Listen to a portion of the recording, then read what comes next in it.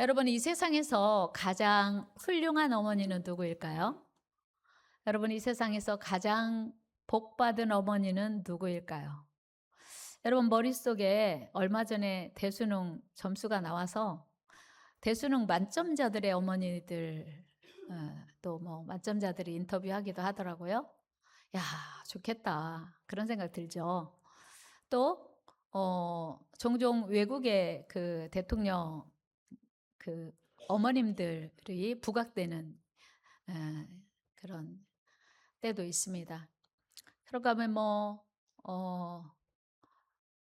노벨상 수상자들의 부모님은 어떤 분이실까 이렇게 조명되기도 하는데요. 생각해 보면 수능 만점 맞은 학생의 어머니 참 기쁘겠다 그런 생각 들어요. 행복하겠다. 그런데 수능 만점 맞은 자녀의 어머니가 과연 스스로도 행복하다고 또 축복받았다고 생각할까?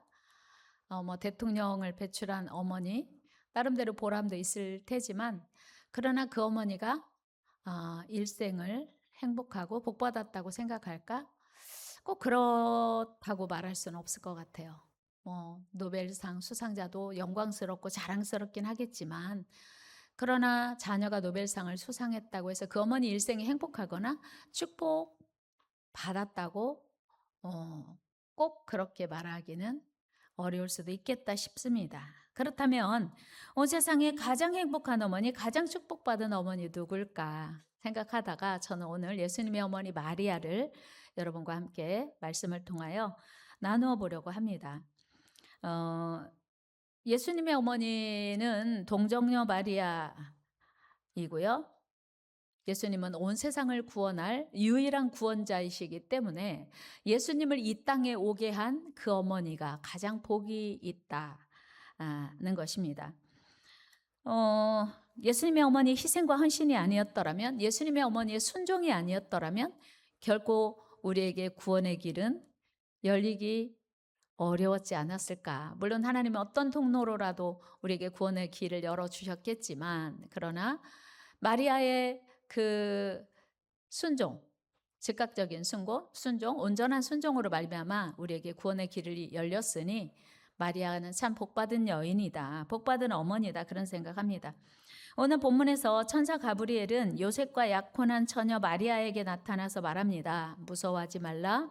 내가 네가 하나님께 은혜를 입었느니라. 보라 네가 잉태하여 아들을 낳으리니 이름을 예수라 하라.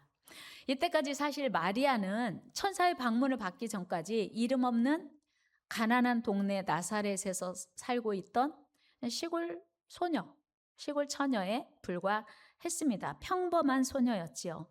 사회적으로나 종교적으로 대단한 그런 인물이기보다는 그냥 아주 미미한 존재였습니다. 그런데 그가 어느 날 천사 가브리엘의 방문을 받습니다. 얼마나 감격스러웠을까요? 얼마나 기뻤을까요?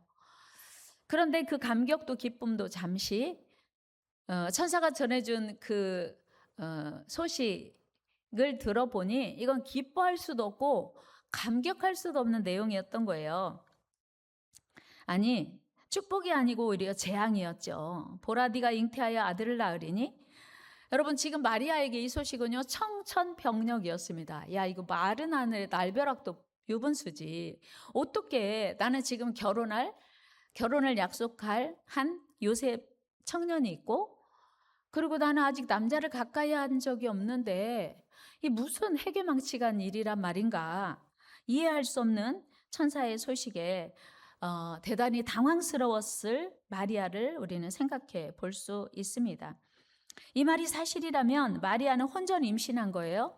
그리고 요셉에게는 물론 유대 사회에서 부도덕한 여인으로 낙인이 찍힐 것은 물론이고 사람들의 따가운 시선, 야, 저 여자가 결혼도 아직 하지 않았는데 임신했대. 지금이야 뭐 그럴 수 있겠다고 생각하지만 지금으로부터 2000년 전, 그리고 그 당시 율법을 지키지 않으면 이 마리아의 죄는 돌에 맞아 죽어야 할 간음죄예요. 그러니 그 무성한 소문을 감당해야 했고 사람들의 외면, 따가운 시선들을 고스란히 감당해야 할 마리아를 생각해 보면 마리아가 지금까지 꿈꿔왔던 행복한 가정과는 아주 거리가 먼 상황을 맞닥뜨리게 된 것이었어요. 그리고 지금까지 마리아가 꿈꿔온 가정의 그림은 물거품이 되는 순간이었습니다.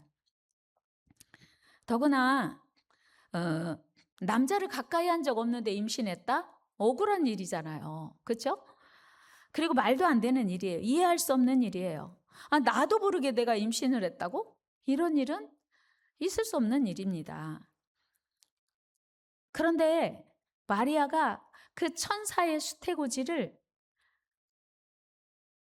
받아들일 수밖에 없는 거예요. 사실은 그 천사의 수태고지를 인정하는 순간 마리아의 인생은 은혜를 받은 자가 아니고 재앙과 저주를 받은 자가 되는 거죠. 여러분이 만약에 이런 상황에 처하게 된다면 여러분의 선택은 무엇이겠습니까? 당연히 이 무슨 말도 안 되는 소식을 저에게 전합니까? 절대로 그런 일이 있을 수 없습니다. 안 됩니다. 저는 미래를 약속한 남자가 있습니다. 뭐 이런 등등의 이야기를 하지 않겠습니까? 당연히 노였겠죠. 그런데 마리아의 선택은 무엇이었습니까? 마리아는 오늘 본문 38절의 말씀대로 이렇게 고백합니다. 우리 같이 읽어요. 시작. 마리아가 이르되 주의 여종이오니 말씀대로 내게 이루어지이다 하매 천사가 떠나가니라. 아멘. 천사가 떠나갔다고 하는 건 자기 사명 끝난 거예요. 그러니까 자기 할 일 다 한 거예요. 그러니까 마리아가 하나님이 전해준 그 소식을 천사로부터 듣고 오케이, 아멘 하니 이제는 천사가 자기 소임을 다하고 떠나간 것이었습니다.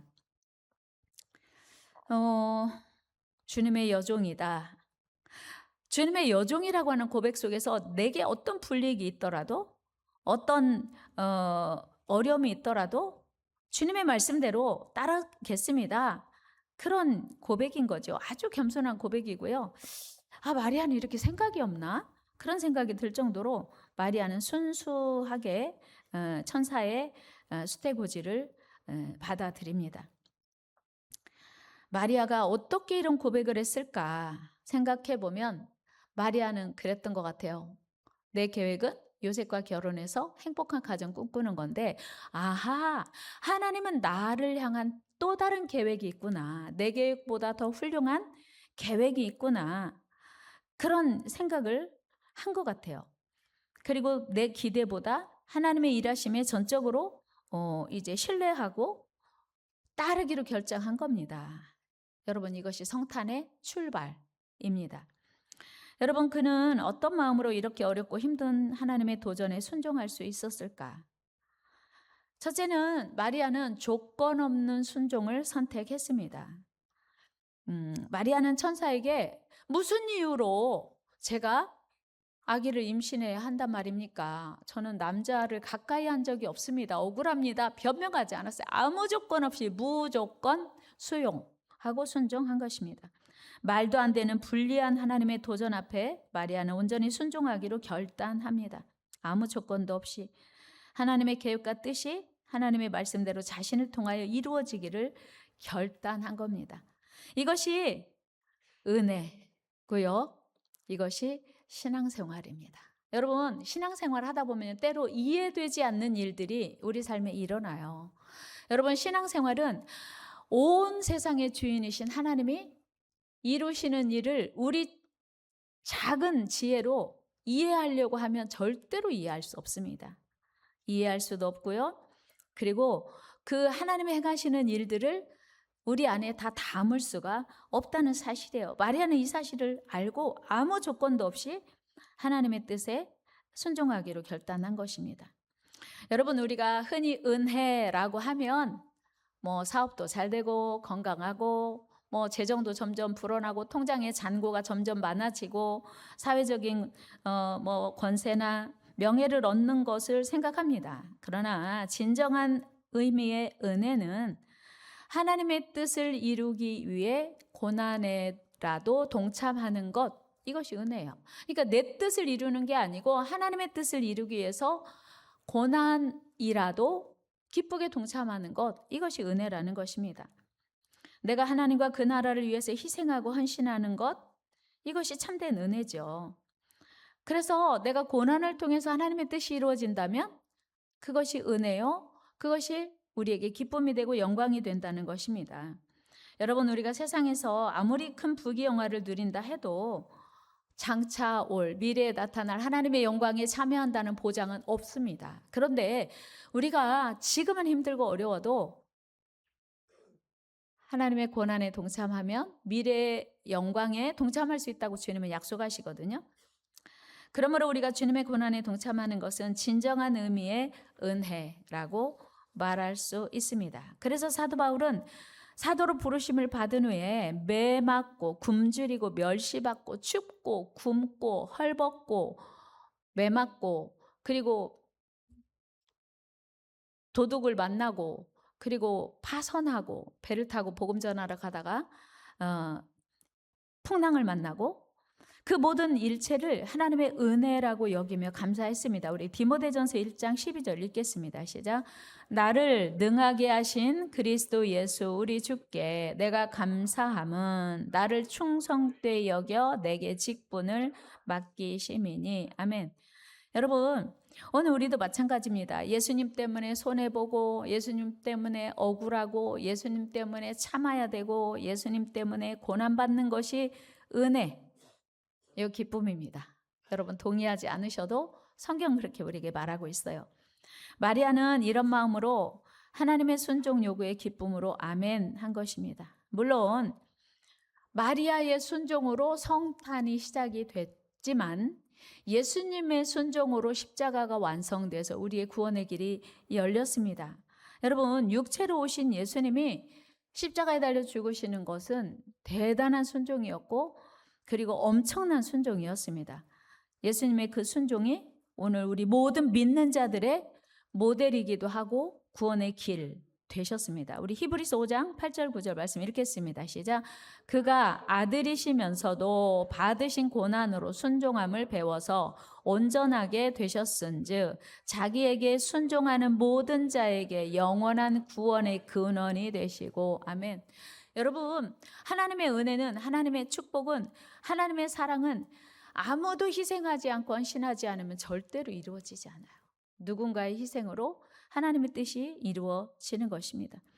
그렇습니다. 마리아의 순종으로 예수님이 이 땅에 오시게 되었고 예수님의 십자가 순종으로 우리 온 인류에게 위대하고 유일한 구원의 길이 열리게 되었습니다. 여러분, 우리 기독교는 순종으로 하나님의 역사를 이루게 됩니다. 따라서 우리에게 불리익이 되더라도 우리는 매 순간 순종을 선택해야 합니다. 이것이 성도의 삶이에요. 그래서 D.L. 무디 목사님이 이렇게 말씀하셨습니다. 하나님은 능력 있는 사람보다 순종하는 사람들을 사용하십니다. 한번 해볼까요? 하나님은 능력 있는 사람보다 순종하는 사람들을 사용하십니다. 믿으십니까? 아멘. 하나님은요, 능력 있는 사람보다 순종하는 사람들을 사용하세요. 오고 오는 세대가 그걸 증명하고 있죠. 오늘 마리아가 말도 안 되는 억울한 일, 도저히 이해할 수 없는 상황에 순종할 수 있었던 이유는 삶의 주도권을 하나님께 다 내어드렸기 때문이었습니다. 마리아는 자신의 입장이나 자신의 뜻이나 자신의 계획을 생각하면 결코 수용할 수 없는, 결코 순종할 수 없는 그런 하나님의 계획을 이제 맞이하게 되었죠. 그러나 마리아는 자기 인생이 오직 하나님의 것임을 인정하고 자신의 전 인생의 그 주도권이 하나님에게 있음을 믿고 하나님께 자기 인생을 드렸습니다. 여러분, 여러분의 인생은 언제 시작되었나요? 누가 시작했나요? 여러분들이 성별, 남자가 되고 여자가 되는 거 누가 결정한 거예요? 전적인 하나님의 역사인 줄로 믿습니다. 우리가 태어나고 싶어서 태어난 사람은 아무도 없어요. 부모님이 실수해서 태어났다고요? 아니요. 모태 지어지기 전부터 하나님이 여러분들을 계획하셨고 준비하신 줄로 믿습니다. 하나님이 말씀에 증명하고 있습니다. 따라서 우리 모든 삶이 하나님께로부터 왔고 하나님께서 인도하시는 일이시니 하나님께 모든 주도권을, 모든 결정권을 드려야 합니다. 이것이 하나님이 기뻐하시는 참된 순종입니다. 자신의 모든 주도권을 하나님께 드리는 자가 진정한 복을 누릴 수 있습니다. 진정한 축복은 하나님께로부터 오기 때문입니다. 이처럼 모든 주도권이 내게 있는 게 아니라, 그래서 내 계획이 하나님 계획보다 중요한 게 아니고, 내 삶을 계획하셨고 여기까지 인도하셨고 사용하신 그분께 모든 주도권을 드릴 수 있는 저와 여러분 되기를 주의 이름으로 축원합니다. 우리는 보통 하나님의 뜻보다 내 계획이 더 중요해요. 지금 연말이 되니까 이제 그 기관장들을 그 선출해야 되잖아요. 그러니까 이제 서로 제가 할게요 이러면 좋은데, 저는 아직 아닌 것 같아요, 이런 겸손해서인지 아니면 뭐 교만해서인지 뭐 그런 이제 그 갈등이 좀 있지 않습니까? 제가 지난주에 너무 기쁜 대답을 들었는데, 목사님, 내년에 이 여성교회에 이 말고 어떤 여성교회 회장 제가 하겠습니다. 제가 섬기겠습니다. 와, 너무 모처럼 기쁜 소식을 들어서 너무 반갑다고 제가 안아줬어요. 어차피 주의 일을 할 거라면 자원해서 하고 기쁨으로 하고 감사함으로 하는 은혜 있기를 축복합니다. 왜냐하면 내 삶이 어차피 내 거 아니에요. 하나님의 것이거든요. 시작도 하나님이 하셨고 여기까지 온 것도 하나님이 하셨고 앞으로 우리의 삶의 마감도 하나님이 하실 것이기 때문이에요. 그래서 주도권을 나에게 있는 게 아니고 하나님께 있음을 알고 믿고 그렇게 고백하는 자의 삶이 하나님이 마음껏 쓰실 수 있다는 거예요. 마리아는 이 순종으로 말미암아, 그러니까 마리아는 이 자기 삶의 주도권을 하나님께 드리고 그렇게 결단함으로 말미암아 이제 뭐 여러 가지 고난이 따라올 것은 막 머릿속에 수없이 떠올랐겠죠. 그러나 그는 기꺼이 순종했습니다. 그렇습니다, 여러분. 믿음의 열매는 순종이에요. 한번 해볼까요? 믿음의 열매는 순종입니다. 믿습니까?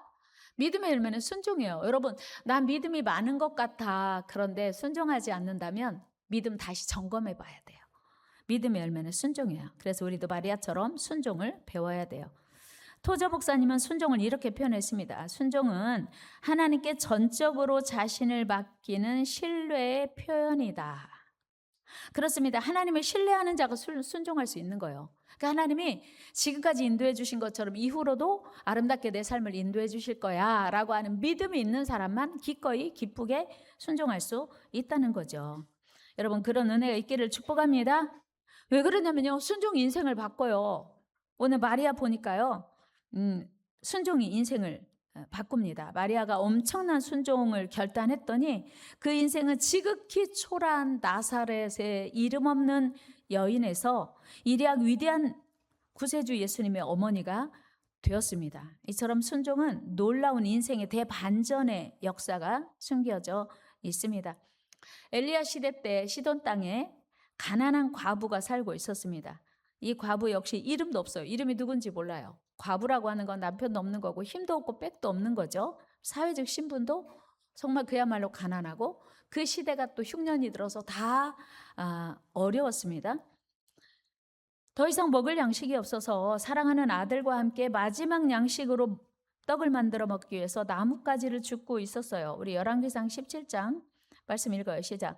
여호와의 말씀이 엘리야에게 임하여 이르시되 너는 일어나 시돈에 속한 사르밧으로 가서 거기 머물라.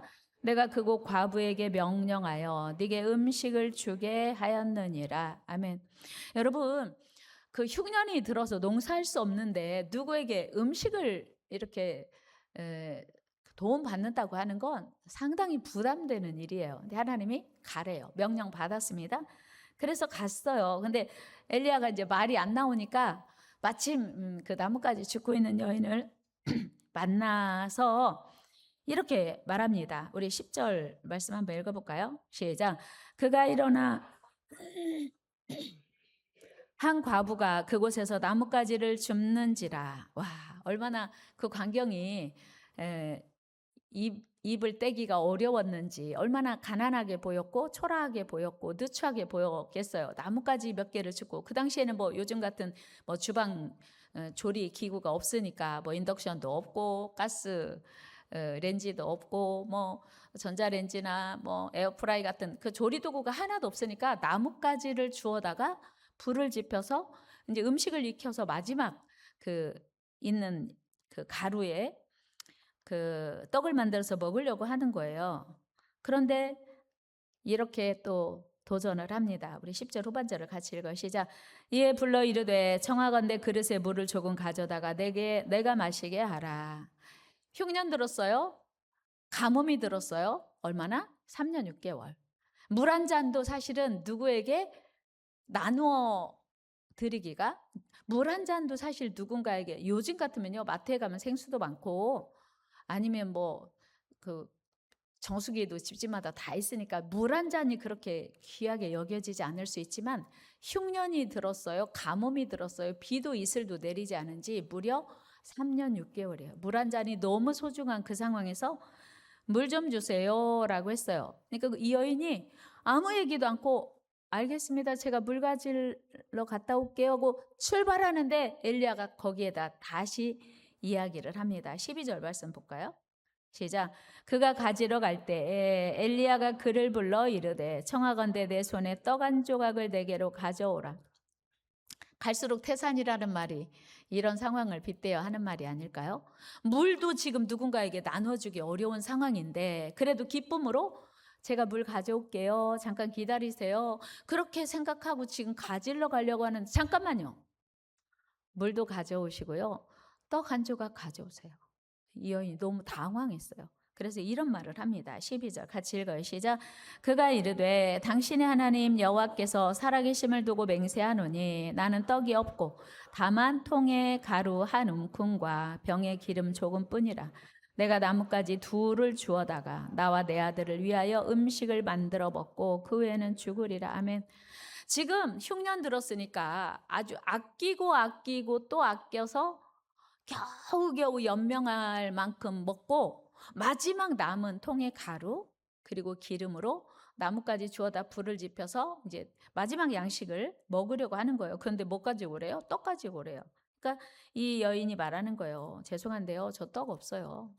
당신에게 드릴 떡도 없을 뿐더러 우리도 먹고 오늘 지금 이거 먹으면 이거 마지막 양식이에요. 그리고 넉넉하지도 않아요.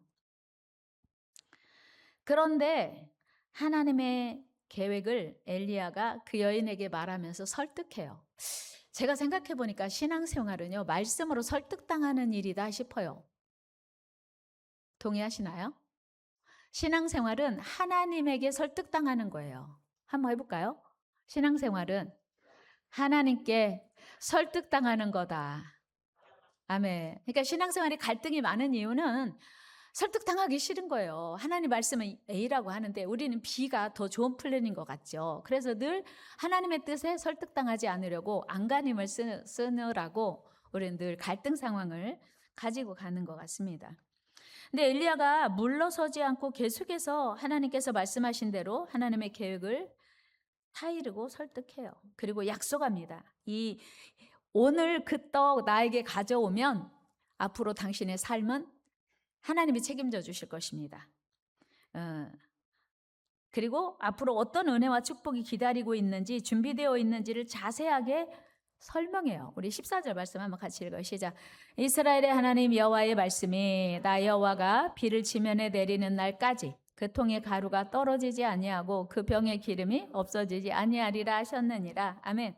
여러분, 만약에 여러분이 이런 제안을 받았다면 여러분은 어떠실 것 같아요? 속으로 사기꾼 아니야? 어디서 지금 내 떡 먹으려고 지금 정신 똑바로 차려. 좀 속으면 안 돼. 어디서 지금 거짓말하고 있어. 그러면서 스스로를 타이르면서 정신 바짝 차려. 지금 마지막 양식을 달라고?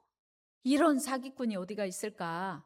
여러분, 신앙생활이 왜 늘 갈등하고 고민하고 말씀대로 순종하지 못하는 이유가 그거 아닐까요? 우리는 다 똑똑해요. 여러분들 다 박사시잖아요. 내가 경험해봐서 아는데 그렇게 되는 게 아니야. 우리는요, 내 계획이 많고 내 생각이 많아요. 내 경험이 훨씬 더 하나님 말씀보다 중요합니다. 그래서 절대로 하나님의 말씀대로 순종할 수 없어요. 순종하기 싫어요. 그래서 신앙생활의 성장이 어려운 겁니다.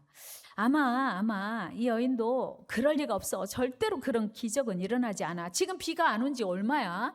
지금 농사도 짓지 못한 지가 얼마야? 그런데 통에 가루가 계속된다고? 기름의 병에 기름이 계속된다고? 틀림없이 나에게 떡 얻어 먹으려고 나를 이용하는 거야. 속으면 안 돼. 뭐 이런 생각이 들었을 수도 있어요. 그런데 오늘 그 시돈 땅의 가난한 과부는 엘리야 선지자의 말을 그대로 믿어요. 여러분, 하나님 말씀을 그대로 믿는 은혜가 있기를 축복합니다. 하나님의 말씀을 그대로 믿으면 기적이 일어납니다. 그리고 하나님의 이름으로 하는 엘리야의 약속을 그대로 믿습니다. 그리고 그 부탁대로 순종해요. 15절 말씀 같이 읽어요. 시작. 그가 가서 엘리야의 말대로 하였더니 그와 엘리야와 그의 식구가 여러 날 먹었으나. 그냥 너무 간단해요. 하라는 대로 했더니 통에 가루가 계속되고 그리고 병에 기름이 계속 되더라는 거예요. 사실 성경의 기록을 보면 시돈 땅의 가난한 과부는 엘리야의 부탁을 받고 얼마나 망설였는지 고민을 했는지 안 했는지 기록이 없어요. 그러나 아마도 일반적인 상황이라면 많이 고민하지 않았을까 우리는 짐작돼요. 왜요? 마지막 양식인데 진짜 저분이 말한 대로 계속 될까? 그리고 그거 순종하기가 그렇게 쉽게 간단하게 된 것은 아니었을 거다 짐작이 갑니다. 그렇다면 이 가난한 과부와 그 아들이 마지막 먹고 죽으려 했던 그 마지막 양식을 어떻게 엘리야 선지자를 위해서 과감히 포기할 수 있었을까? 그것은 엘리야의 말씀 속에 담겨진 하나님의 약속을 들었기 때문이에요. 여러분, 우리 신앙생활은 철저하게 하나님의 약속이 기반한 일입니다. 우리 하나님은 오늘 우리에게도 이런 아름다운 약속을 수없이 하고 계세요. 오늘 예수님의 어머니 마리아에게도 천사가 이 약속합니다. 우리 본문 31절에서 33절 읽어요. 시작. 보라, 내가 잉태하여 아들을 낳으리니 그 이름을 예수라 하라. 그가 큰 자가 되고 지극히 높으신 이의 아들이라 일컬어질 것이요. 주 하나님께서 그 조상 다윗의 왕위를 그에게 주시리니 영원히 야곱의 집을 왕으로 다스리실 것이며 그 나라가 무궁하리라. 아멘. 지금 마리아에게 천사가 약속한 거예요. 만약에 이 제안을 받아들이면 어마어마하게 위대한 인물을 탄생시킬 것이다. 그리고 지극히 높으신 자의 아들이라 일컬음 받을 것이다. 그리고 다윗의 왕위를 그에게 줄 것이다. 뭐 이런저런 여러 가지 약속을 합니다. 여러분, 이보다 더 귀한 약속이 어디 있습니까? 이보다 더 큰 복이 어디가 있습니까? 이 약속이 진짜 믿어진다면 순종은 좀 쉬워져요. 순종은 쉬워집니다. 오늘의 천사가 전해준 하나님의 약속을 믿음으로 받았다면 마리아는 훨씬 더 쉽게 순종했을 수 있어요. 근데 진짜 마리아는 그 천사의 말을 그대로 믿고 순종합니다. 38절 보면 우리가 짐작할 수 있어요. 같이 읽어요. 시작. 마리아가 이르되 주의 여종이 오니 말씀대로 내게 이루어지이다 하매 천사가 떠나가니라. 아멘.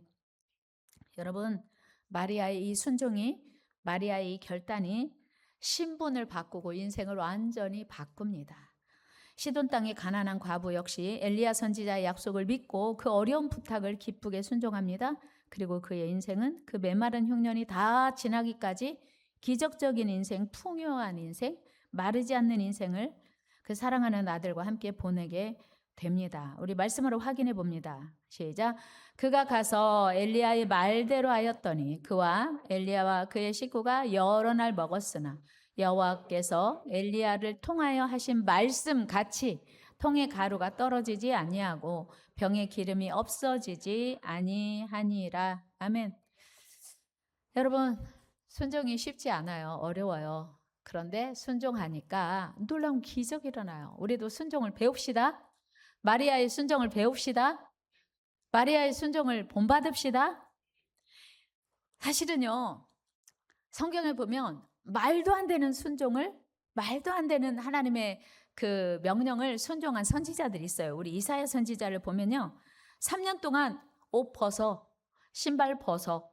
옷 벗고 신발도 벗고 3년 동안 그 도시에서 예언을 하나님이 하라고 하셨거든요.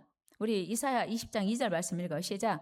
그때 여호와께서 아모스의 아들 이사야에게 말씀하여 이르시되 갈지어다 네 허리에서 배를 끄르고 내 발에서 신을 벗을지니라 하시매 그가 그대로 하여 벗은 몸과 벗은 발로 다니니라. 아멘. 여러분 무려 3년 동안이나 벗은 몸과 벗은 발로 다니는 거 쉽다 어렵다? 하나님 이건 안 돼요. 어떻게 인간의 자존심을 완전히 배제한 채 이런 명령 하십니까? 할 수 있을 텐데 이사야는 순종했어요. 와, 대단하죠. 에스겔 선지자에게도 하나님이 야, 너 앞으로 40일 동안 오른쪽으로만 누워 자라. 앞으로 또 40일 동안은 왼쪽으로만 누워 자라. 그렇게 말씀하세요. 에스겔 말씀 읽어볼까요? 4장 시작. 너는 또 왼쪽으로 누워 이스라엘 족속의 죄악을 짊어지되 네가 눕는 날 수대로 그 죄악을 담당할지니라. 아멘. 왼쪽으로만 누워 자는 거 쉬워요 어려워요?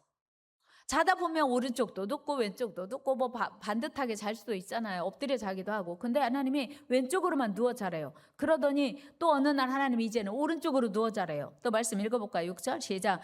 그 수가 차거든 너는 오른쪽으로 누워 유다 족속의 죄악을 담당하라. 내가 네게 40일로 정하였나니 하루가 1년이니라. 아멘. 40일 동안을 한쪽으로만 누워 자는 게 결코 쉽지 않은데 하나님은 그런 명령 하시더라고요. 여러분 오늘 우리가 하나님 말씀에 좀 더 적극적으로 순종하면 얼마나 좋을까요? 그럼에도 불구하고 순종하지 못하는 이유가 무엇일까요? 그것은 하나님의 약속을 신뢰하지 못하기 때문이에요. 그 옛날 가나안을 정탐하고 돌아온 10명의 정탐꾼들 역시 하나님의 약속을 믿지 못하고 자기 생각대로 부정적인 보고를 쏟아냅니다. 아쉽게도요, 안타깝게도 그들은 광야에서 다 죽었어요. 하나님의 말씀을 믿지 못하고 우리가 눈으로 보았거든, 우리가 경험했어, 그 땅을 밟았거든, 우리 그 땅 갈 수 없어. 그 땅에 원주민들이 살고 있는데 우리보다 훨씬 강하고 커. 못 이겨. 우리는 그들 보기에 메뚜기 같아. 그렇게 보고한 사람, 그러니까 하나님 말씀보다 환경을 더 믿고 하나님 말씀보다 자기 생각을 더 믿었던 사람 광야에서 다 죽었어요. 그런데 여호수아와 갈렙은 상황은 하나님 말씀이 이루어지기 어려운데 하나님 말씀대로 믿고 고백하고 보고하고 그렇게 약속을 믿었더니 그들은 그 땅을 능히 차지하고 그 땅에서 주인공이 되었습니다. 우리 민수기 14장 7절 말씀 읽어요. 시작. 이스라엘 자손의 온 회중에게 말하여 이르되 우리가 두루 다니며 정탐한 땅은 심히 아름다운 땅이라 여호와께서 우리를 기뻐하시면 우리로 그 땅으로 인도하여 내리시고 그 땅을 우리에게 주시리라. 이는 과연 젖과 꿀이 흐르는 땅이니라. 아멘. 하나님이 젖과 꿀이 흐르는 땅을 너에게 주겠다 했으니 그 땅은 젖과 꿀이 흐르는 땅입니다 라고 믿은 거예요. 하나님의 약속을, 하나님의 말씀을. 여러분 오늘 우리도 여호수아와 갈렙처럼 동정녀 마리아처럼 시돈 땅에 가난한 과부처럼 하나님의 약속을 그대로 믿는 은혜 있기를 축복합니다. 하나님의 약속을 그대로 믿읍시다. 오늘도 하나님의 약속을 믿는 사람은 하나님께 순종할 수 있습니다. 하나님께 순종하는 자만 하나님의 놀라운 축복을 누리게 됩니다. 우리 하나님의 약속에 신실하십니다. 우리 하나님은 우리 인생을 충분히 바꾸고도 남는 능력의 하나님, 위대하신 하나님이십니다. 그 약속을 믿은 여호수아와 갈렙만 가나안의 주인공 되었습니다. 그 땅을 밟았습니다. 여러분 다시 말씀드립니다. 믿음의 열매는 순종입니다.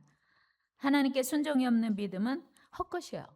여러분 내가 하나님께 순종하지 않는다는 건 무슨 얘기냐면 반대로 생각하면 불순종한다 그런 얘기예요. 하나님께 순종하지 않는다는 건 불순종입니다. 그래서 사도 바울은 로마서 6장 16절에서 이렇게 말씀하고 있어요. 시작.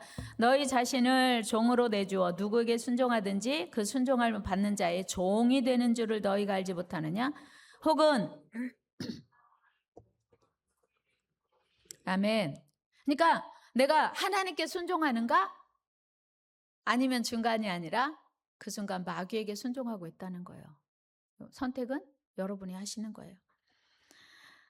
여러분 우리 하나님께 순종합시다.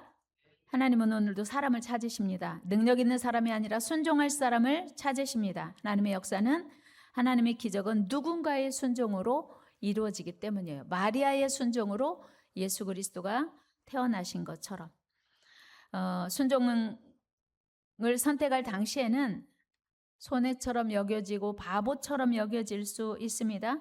그러나 하나님 관점에서 보면 순종이 축복의 통로입니다. 말씀 마치겠습니다.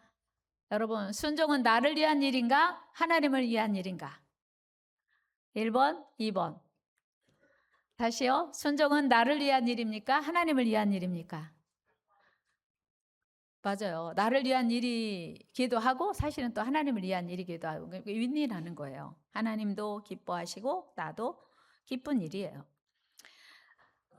찰스 스텔리는 이렇게 말했습니다. 하나님은 성공한 사람보다 순종한 사람을 원하신다. 마틴 루터 목사님이 이렇게 말했어요. 믿음의 첫걸음은 이해가 아니고 순종이다. 올 한 해도 저물어 갑니다. 여러분 오늘 한 해 어떻게 사셨습니까? 하나님을 믿는데도 기쁨이 없다면, 하나님을 믿는데도 감사가 없다면 우리의 순종을 점검해 보아야 합니다.